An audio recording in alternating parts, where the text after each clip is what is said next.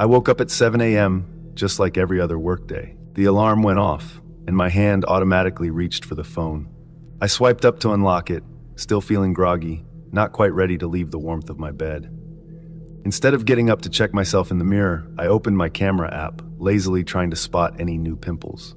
It was easier than walking over to the bathroom. As soon as the camera app opened, I noticed something unusual. In the bottom left corner of the screen, there was a video thumbnail that I didn't remember ever taking. My heart rate sped up a little, but I didn't think too much of it at first. Maybe I had accidentally recorded something? I knew I hadn't used the camera in 3 days, and I distinctly remembered the last photo I'd taken. But I tapped the video, curious to see what it was. The moment it began to play, I felt like my world shifted. My hands tightened around the phone. It showed someone entering my room. This person walked quietly, as if they had all the time in the world, right up to my bed. The angle changed, and I saw myself lying there asleep, completely unaware. The person, no, the intruder, leaned over, the camera capturing my face. My chest rose and fell steadily as I slept, snoring lightly. The video ended with them standing back up and leaving the room as silently as they came. My stomach lurched. How could this have happened? Why didn't I wake up? I've never been a deep sleeper, and my apartment isn't large. Any noise, especially something that close to me, should have pulled me out of my sleep. But there I was, completely oblivious to what had happened. The first thing I did after watching the video was check the apartment. I moved quickly, my body tense, looking around every corner and behind every door. There was no sign of forced entry, no mess, nothing out of place. I started feeling foolish. I had forgotten to lock the door when I got home last night. That was it. I must have left it open, making it easy for someone to walk right in. The thought made me feel even worse. Who would do something like this? Someone had walked into my home, into my most private space, stood next to me while I slept, and recorded it. They didn't take anything, nothing was missing. They just left behind that video. A joke, maybe? I pulled out my phone again and quickly texted my friends, asking if any of them were responsible for this. It seemed far-fetched, but I needed an answer. The replies came in fast. Each one denied any involvement. I believed them. None of my friends would pull a prank like this. It was too invasive, too unsettling, and yet here I was, staring at proof that someone had been in my room. I felt stupid for not securing my phone. No password, no Face ID. I spent the next few minutes setting up a proper lock screen, making sure it couldn't happen again. As I ate breakfast, I scrolled through my phone, trying to make sense of what I'd seen. I checked the file properties of the video, and that's when I saw something even stranger. The video hadn't been recorded on my phone. It had been airdropped to me.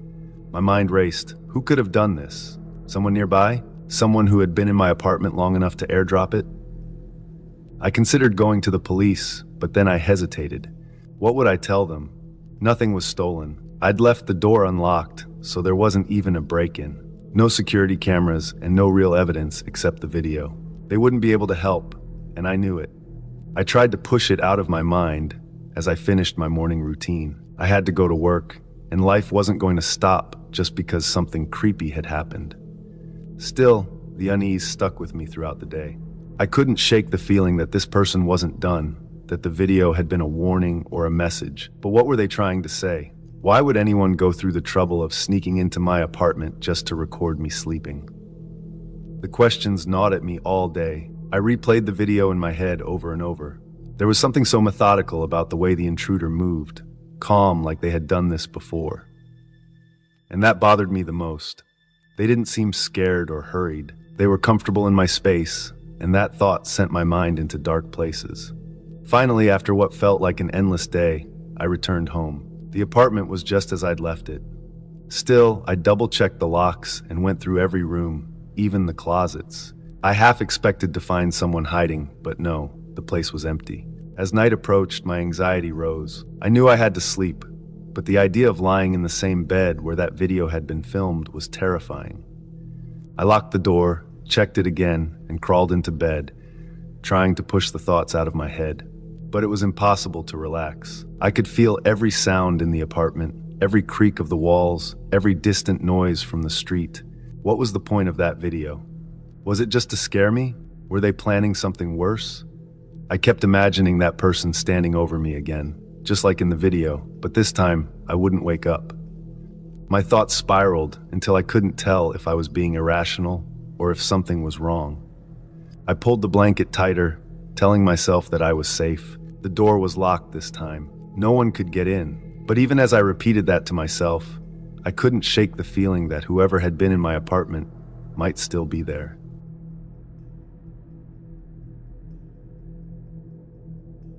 Back in the late 1990s, during the summertime, I would work as a camp counselor for a sleepaway camp in the Poconos. I did this for 3 summers. I would have fun with the kids and would befriend every camp counselor. Every Wednesday night, we would play Manhunt. Basically what Manhunt is when one person is designated as the hunter, while the others try to evade capture. The hunter tries to find and tag the other players, who hide and move stealthily to avoid being caught. I would love to play this game every Wednesday night. However, the last time that I ever played this game made me quit my summer job after sleepaway camp ended that summer. To start this off, the night went off as usual. At 8, we would have our evening games. Tonight was, of course, playing Manhunt. One counselor, who I will call Sean for privacy reasons, volunteered to be the hunter that night. Sean covered his eyes and counted to 30. We all ran. I ran to the woods along with a lot of others, but many of us went in different directions. I hid in my spot. As I stated before, I will continue to call people different names for privacy reasons. I saw 2 other boys, named Owen and Griffin, run in the same direction I went, but they ran much further into the woods until I could no longer see them. At that time, I thought they were going to be fine and would be caught eventually, but I couldn't be more wrong. I then moved to a different spot where it was less visible. I saw a bunch of campers and counselors being tagged out already. When we played this game, we played with a time limit. At 8:30, the loud buzzer on the intercom went off, and we all had to report back to the home area. I then got back to my spot where the game began. I waited for 3 minutes, and pretty much everyone was already back. Sean, who was IT, then asked us, "Is this everyone? Are we still missing people?" I then looked around to see everyone standing together. As I looked around, I did remember something. Those 2 boys, Owen and Griffin, who ran past me in the same direction I went, were nowhere to be seen. I told him this, and he ordered all the campers to go back to their bunk cabins, as the staff would all search for them. Half an hour passed by, and we still couldn't find them. I was getting really worried now. The camp owner, who was called to help us, told me and all the other counselors to go back to our bunks as the administration would look for them. I then walked back to my cabin. The whole night those 2 boys would be on my mind. The next morning, they were still nowhere to be seen. The police were called and they all searched the woods and tried to find any clues, but nothing came up. There was only 1 week of camp left. As the whole week went by, police would come every day to search and there were still no leads yet on the case.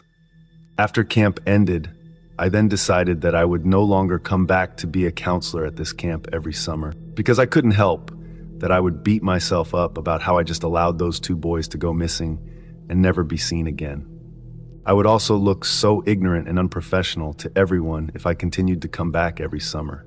The worst part about this story is that as of today, Owen and Griffin have still not yet been found, and they are still listed as missing people. I still feel so heartbroken and guilty. I could have told them to stop in the same spot as I was in and would stick together for the whole game. I can only imagine that they wanted that too. I have a few theories on what could have happened to them. My first theory is that they could have run so far into the woods, so far to the point where the camp isn't visible anymore, and got completely lost and that they didn't know where they were. My second theory is that they could have run far enough only to be attacked and killed by a wild animal. My third theory, which is more likely the harsh reality, is that they have been abducted. What do you think? Let me in the comment box.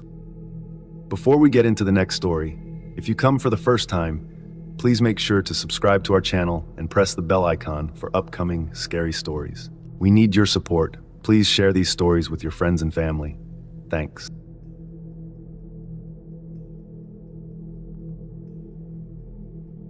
This event happened in 2004 during my senior year of high school. I attended a school called Winston Prep near Union Square in New York City. It was a special education school designed for 6th to 12th grade students, and it was different from most schools. We weren't divided by grades, but by our specific disabilities. I had been diagnosed with severe ADHD and OCD when I was younger, and the other students had similar conditions. Some had Asperger's or autism, though not the more severe forms of autism. I mostly talked to people who were more like me, those who could understand social cues a little better and acted more normal compared to the others. The setup of our school was unusual. We had the same classmates for every class, so I knew the same group of people throughout my years there. Most of my classmates were friendly. I got along with almost everyone, though there was this one guy, Quentin, who stood out strangely. I wouldn't say he was outright scary, but he was different. He didn't have many friends, and one of the things that always made me uncomfortable was the way he would just stare at people, including me. I found it unsettling, but since he didn't cause trouble for me, I didn't give it much thought. We even had conversations sometimes, and he seemed all right to talk to, or so I thought. There was one day when things started to feel odd. It was just a normal class day, and our history teacher was talking about the upcoming 2004 presidential election. George W. Bush was running for re-election against John Kerry. Our teacher went around the room asking everyone who they wanted to win. When it was Quentin's turn, he casually mentioned that he hoped Bush would win, and then he gave some reasons. But what stuck with me was his focus on gun laws. He said that he liked how Bush's party wasn't strict about guns, and that people should be allowed to protect themselves with firearms. Then, in a tone that seemed far too casual, he mentioned that he owned a BB gun and planned to bring it to school one day. We all laughed, thinking he was joking. As the days passed, Quentin's odd comment faded from memory, until something happened that none of us could have predicted. On Tuesday, I was in my second class of the day when the lockdown siren blared through the school. We were all confused. Usually, the teachers told us about lockdown drills ahead of time, but there had been no warning this time. That's when I realized this wasn't a drill. The atmosphere shifted, and my classmates grew silent and tense. 10 minutes passed, and though we couldn't see outside because the blinds were drawn, we could hear something going on in the hallways. It wasn't clear at first, but I could make out the sound of lockers slamming shut and what sounded like people being pushed around. The stairway door banged open, and for a moment, everything went completely still. Then, just like that, the principal's voice crackled over the loudspeaker. She announced that the lockdown was over and that school would be ending early for safety reasons. Her voice was calm, but I could sense the urgency behind her words. Everyone was on edge. We quickly gathered our things and left the school, still not sure what had happened.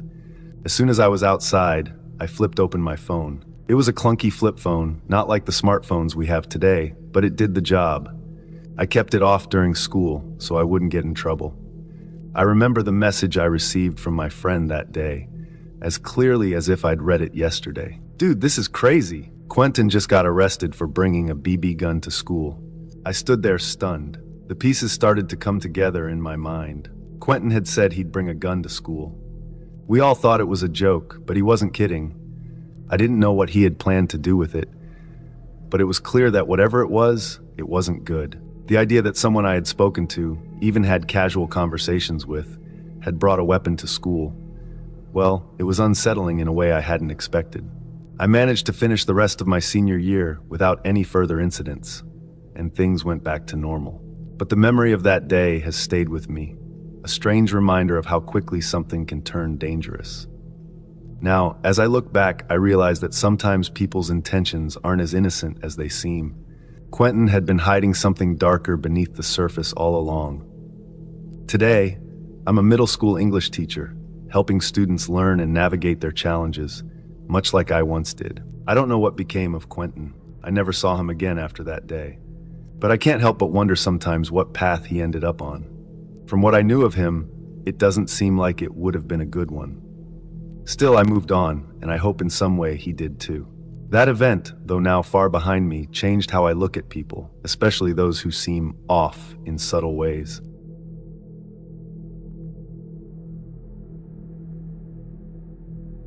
I'm 22 now, and about to start my last year of college. Making friends has always been a struggle for me, and I never really understood why.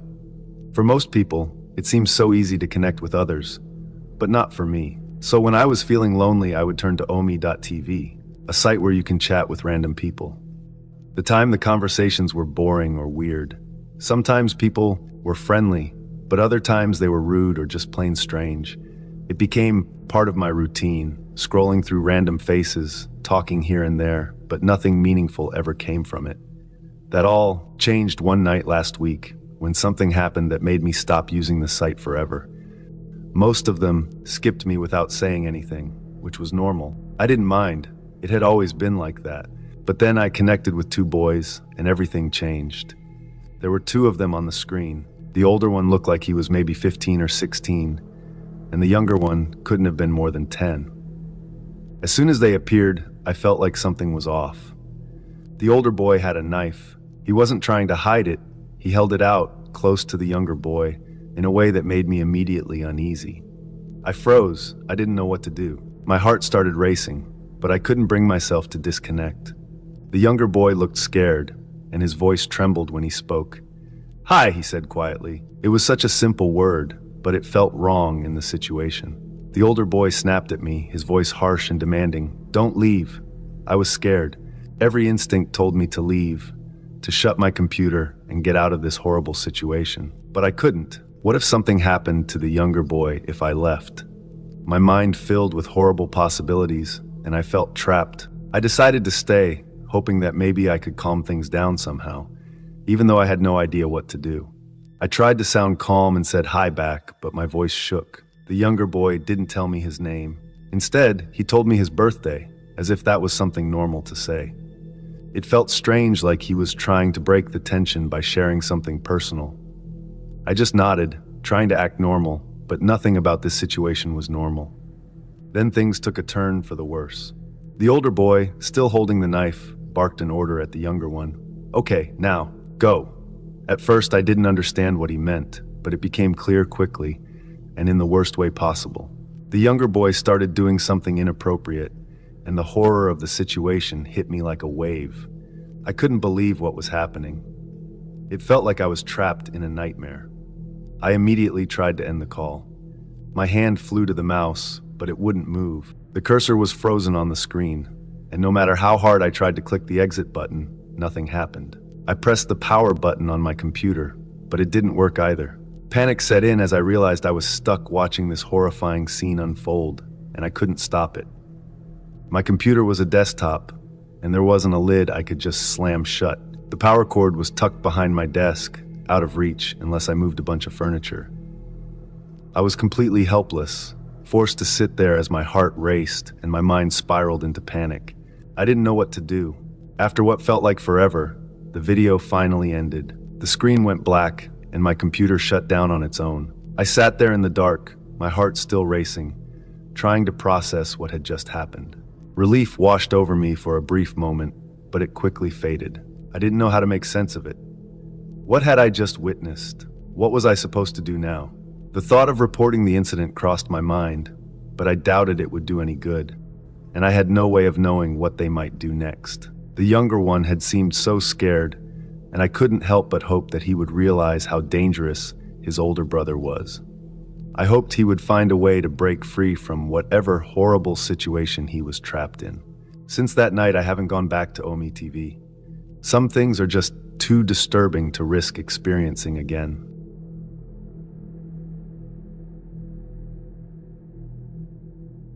In 2019, I moved to New York for college. I had always dreamed of living in the city, surrounded by its bright lights and endless opportunities.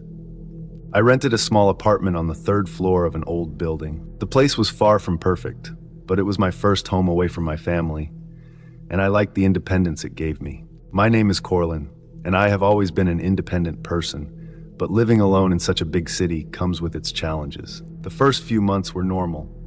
I went to my classes, made a few friends, and spent my evenings studying or watching Netflix. The neighborhood was usually quiet at night, and my building was a mix of college students and older residents. Felt safe, or at least it did. One night, after a long day at school, I sat at my desk near the window, finishing some homework. It was late, maybe around 11 p.m. My window faced the back of another apartment building, but there was an alley in between. Usually it was empty, except for some trash bins and the occasional stray cat. That night, though, something caught my eye. At first, I thought I was just tired of seeing things that weren't there. But when I looked again, I saw it clearly. A figure standing in the alley, staring straight at my window. I couldn't make out his face because the light from the nearby street lamp only outlined his shadow. His figure was tall, and he wore dark clothes, blending into the night. I froze. For a moment, I didn't know what to do. My heart started beating faster, and I felt this heaviness in my chest. I stared back, hoping maybe he would go away.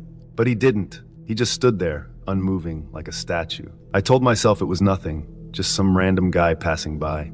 Maybe he wasn't even looking at me. I shut the curtains and tried to focus on my homework, but it was no use. My hands were shaking, and I felt too nervous to concentrate. I turned off my desk lamp and crawled into bed, pulling the blankets over me, trying to forget what I had seen. It took me a while to fall asleep that night, but eventually, exhaustion took over. In the middle of the night, I woke up suddenly. I wasn't sure why at first. The room was dark, and everything was quiet. Then I remembered the figure in the alley. My heart started racing again. I told myself it was a dream, that no one was out there. But then, out of pure paranoia, I decided to check something. A few weeks before, I had bought a small camera for my room. I wasn't paranoid, but my parents had suggested it, saying it was a good idea since I lived alone. I had it positioned on a shelf across from my bed, pointed towards the door, mostly in case someone broke in while I was out. I hadn't even thought about using it while I slept, but I had left it on that night. I reached for my phone and opened the app that connected to the camera. My hands trembled as I scrolled through the footage, skipping ahead to the time I went to sleep. Everything seemed normal, just me, lying in bed, the soft glow of the streetlights barely lighting the room through the curtains. But then, at around 3 a.m., something happened. The door to my apartment opened. I stopped breathing for a moment. I hadn't heard anything. I had locked the door before bed. I was sure of it. The camera showed the door slowly creaking open, and then a figure stepped into the room. It was the same man I had seen in the alley. He was tall, wearing a dark jacket with a hood pulled up over his head. He didn't rush inside. He walked slowly, almost deliberately, and stood near the foot of my bed. My stomach twisted as I watched the footage. There I was, asleep, completely unaware that someone was standing just feet away from me. He didn't do anything at first. He just watched me, standing perfectly still, staring at me through the darkness. I fast-forwarded the footage, my heart pounding in my chest. For at least 10 minutes, the man didn't move. He just stood there, staring. Finally, he moved closer, leaning in as if to get a better look at me. My sleeping form shifted a little, probably just moving in my sleep. He stepped back like he was afraid I would wake up. Then, as quietly as he had come, he turned and left. The door closed behind him, and that was it. He hadn't stolen anything. He hadn't touched anything. He had just stood there watching. I sat in bed, staring at my phone screen, trying to process what I had just seen. My mouth was dry, and my heart was pounding in my chest. I didn't know what to do. Should I call the police? But what would I even tell them? That a man had broken into my apartment, stood there, and then left without doing anything. I couldn't sleep for the rest of the night. I kept thinking about what could have happened. Why had he come into my apartment? Why didn't he take anything? What was he planning? The questions kept running through my mind, but there were no answers. The next morning, I reported the incident to the building manager and called the police. They came to my apartment, took my statement, and looked at the camera footage. They told me they would investigate, but weeks passed, and nothing ever came of it. The man was never caught. I bought a new lock for my door and made sure to double-check it every night. I even started sleeping with the lights on. But no matter what I did, I couldn't shake the feeling that I was being watched.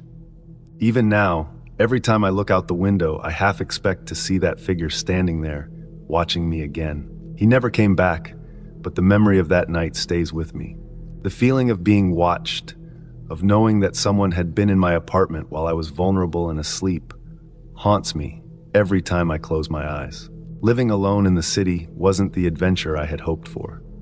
It was a nightmare I couldn't escape.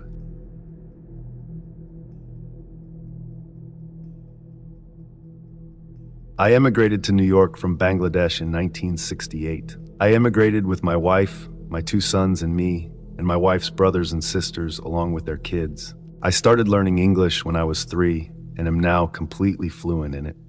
I completed my studies at the University of Dhaka, and I am now retired from working.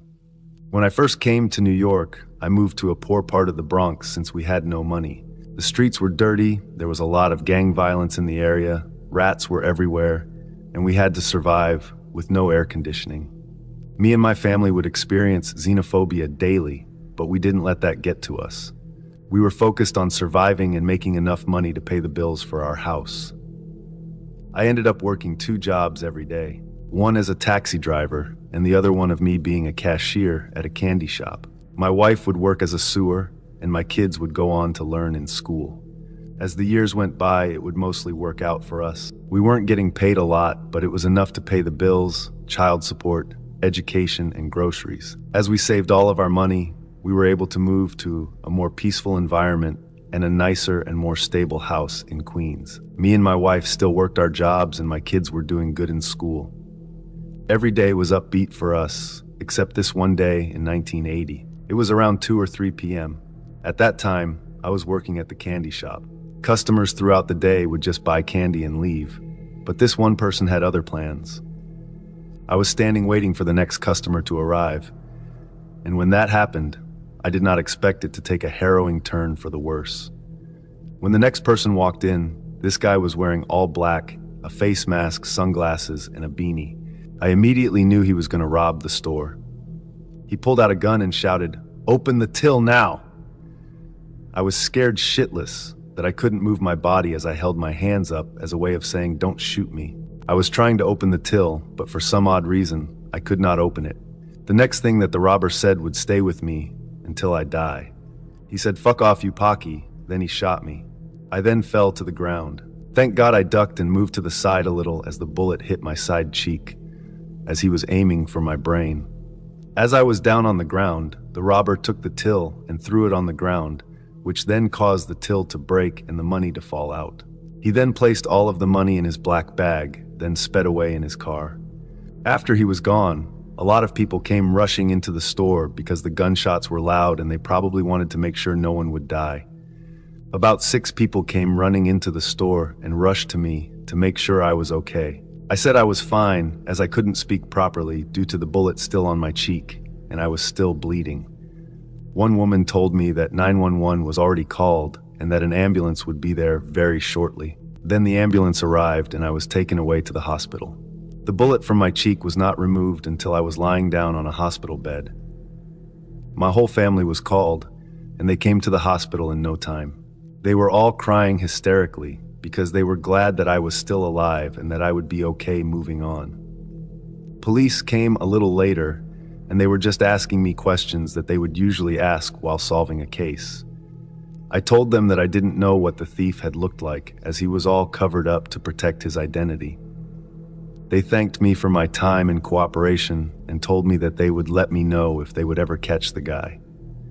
I was able to go home 2 days later and continue what I would do every day, which was to work. The owner and the other employees of the candy shop were nice enough to pay for my medical bill.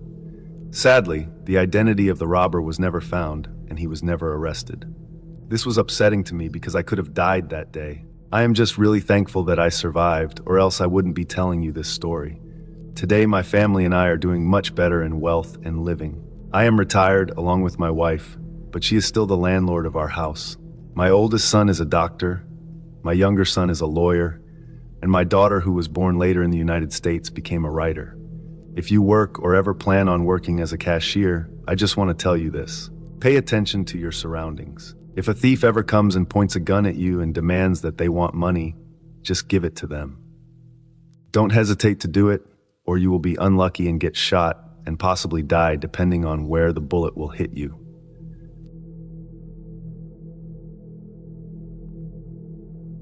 I was driving late at night on a quiet country road. The moon hung low in the sky, casting a pale light on the empty stretch of highway ahead. I hadn't seen another car for what felt like hours. My fuel gauge was dangerously close to empty, the needle barely hovering above the red mark. I cursed myself for not filling up earlier. I had no idea how far it would be to the next gas station. Just as I was beginning to panic, I saw a faint light in the distance. As I got closer, I realized it was an old gas station. It looked like something out of another time. small, with a single pump and a flickering neon sign that buzzed quietly in the still night air. The paint on the sign was faded, the word gas barely visible anymore. The windows of the small building behind the pump were dark, but I was too relieved to care. I had found what I needed. I pulled up next to the pump and turned off the car. The air was eerily quiet, not even the hum of insects or the rustling of leaves in the wind. The station felt like it was sitting in a bubble of silence, cut off from the rest of the world. But I was too focused on my dwindling fuel to notice much. I stepped out of the car and walked up to the pump.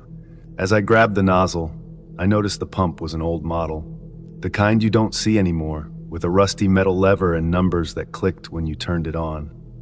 I lifted the lever and expected to hear the familiar sound of gas flowing, but there was nothing. The pump was silent. I tapped it a few times, trying to get it to work. Still nothing. Frustrated, I looked around for some kind of help.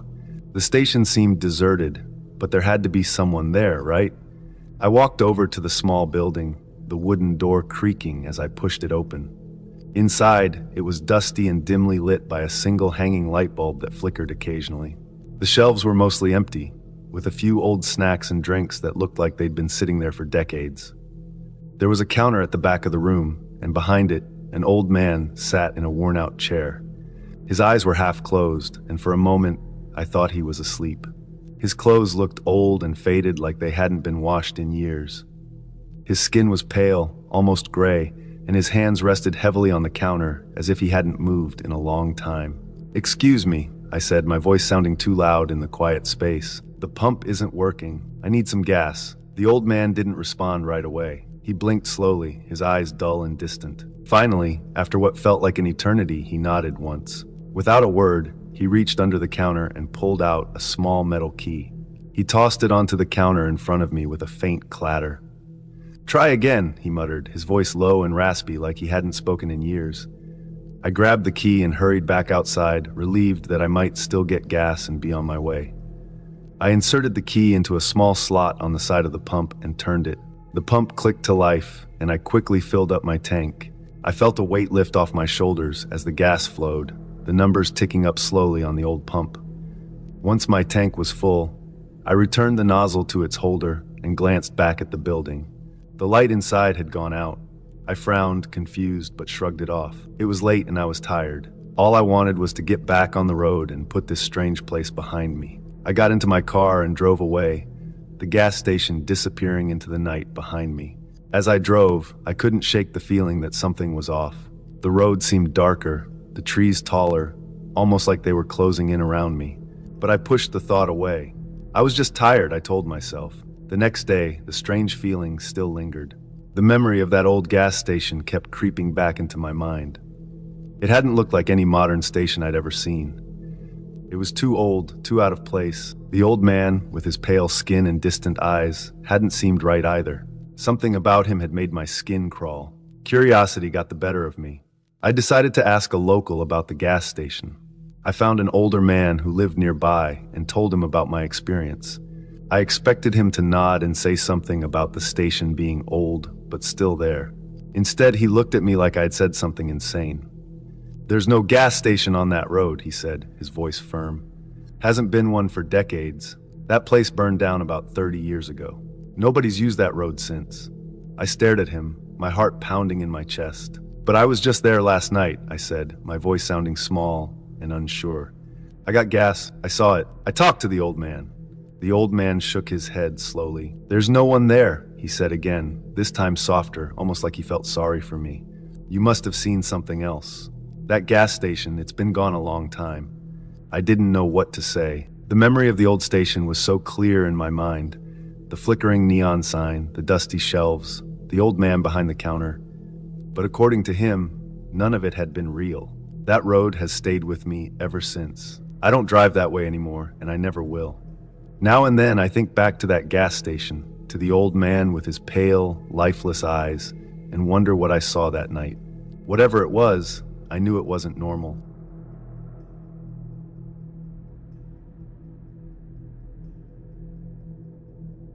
I used to work as an advertising executive in Baltimore when I lived in New York City, back in the 1990s. The commute was tiring, but I enjoyed my job. I would wake up around 6 in the morning, would take the 3 train to Penn Station. When I arrived there, I would usually catch a 7:15 Amtrak, and the train ride would normally be 2 hours and 15 minutes. I would do this every day without any problems. Only this one day would put a sad end to this streak. It was a Friday morning, and I hopped on a 6:15 3 train like every day. There was no issue so far. Around 6:23, we arrived at the third to last stop before entering Manhattan, and then we took off from that station about a minute later. Around 6:26 or 6:27, the train came to a complete stop. I was surprised because trains wouldn't usually stop this early in the morning, as fewer people took the train at this time. I waited for about 5 minutes before the conductor came on the speaker and said, "We're extremely sorry for the delay. There is an issue going on, and we're trying to resolve this ASAP. Thank you for your patience." I was annoyed because I didn't want to be late for work, as my boss would lose his shit if anyone was late. Time kept going by, and now I was on the train for like 40 minutes. Now I was getting concerned. What the hell could be going on out there? 20 minutes later, the conductor came on the speaker again and said, "We're all so sorry that we're being held here for this long. We're expected to be here for a while now. Thank you so much for your patience." An hour had already passed by, and everyone in the subway car started to get very anxious and grumpy. 10 minutes later, I would have the most disturbing moment of my life. Right outside of my subway car, I heard a bunch of gunshots and yelling. Someone must have had intentions of killing somebody. I was so frightened at this moment that I could only sit and wait until the train would move again. Everyone else in the car felt the same way. For the next 35 minutes, I would hear constant sirens above me. Every police department in the city had to have been called. I would also hear loud talking outside of the car. I could tell a huge crime scene was going on. Time still flew by, and I was still stuck in the tunnel. Around 8:30-ish, the train finally moved again, and everyone cheered happily so loudly. There was still no signal, as we were still underground. We then arrived at the next stop. We were all forced to exit the train, as the whole line would be shut down for the remainder of the day. I then called my boss and told him that I wouldn't be coming to work today, and explained to him what exactly had happened. He then said that it was all good and hoped that I was safe and sound. After getting off the phone, I then walked up to a police officer and asked him what happened.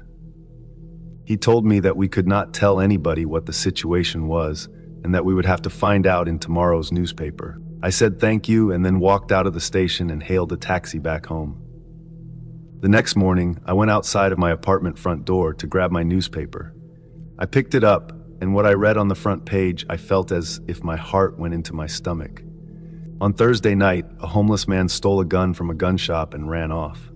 Nobody was able to catch him as he ran so fast. Later, he would enter a train station not too far from my station and would jump on the tracks and run away, as witnesses said. He then hid from police between multiple stops from night up until morning.